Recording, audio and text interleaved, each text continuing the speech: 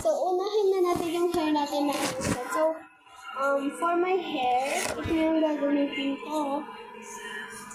Pangpas, ano siya ng hair. Sarap supply. Okay, like that. And by the way pala, mag-comment kayo dahil meron akong kit. Meron din ko dito mini planner. And kung gusto nyo yung pangalan and gagawin kayo na bracelet.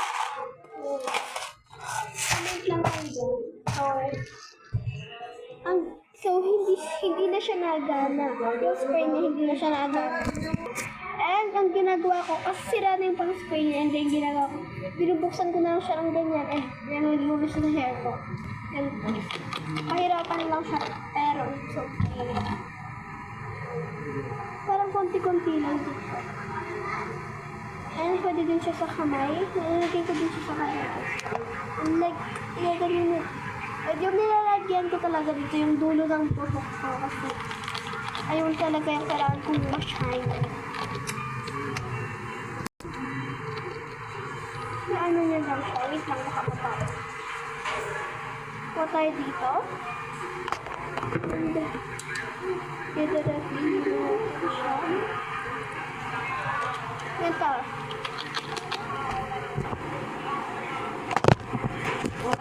Suklay na natin siya.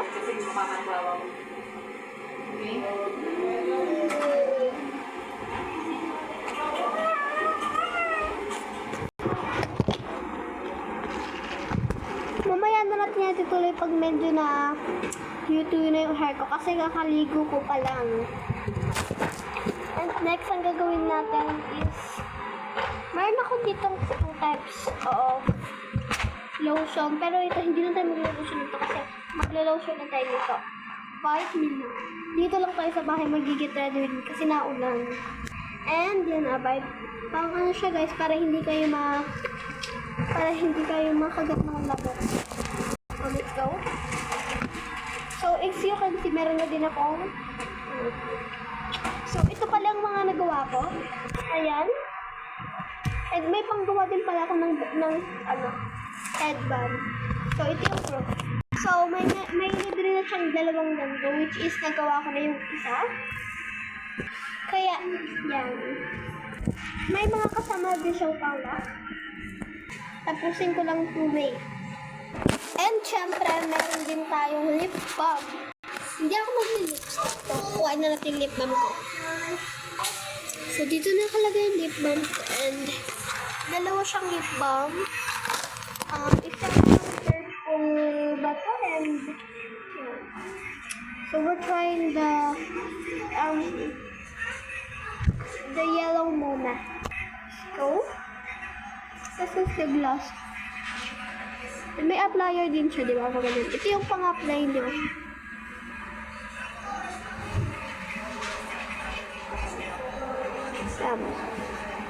Ganun lang ako maglagay. Ang ganda ng headband.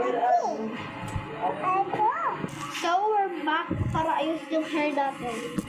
Ewan ko kung kayo lang ba yung...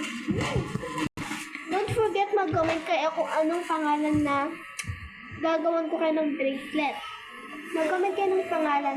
Kahit anong pangalan, nagagawa ko ng bracelet para sa inyo. At susulat nyo kung anong color.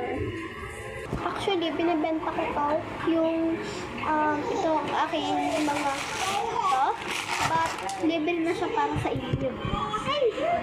So, ang bilis lang para nito dumating kasi 2 days lang.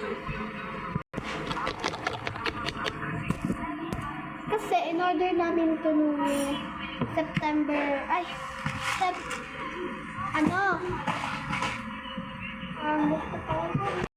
August 31 and dumating siya nung isang araw which is September 1.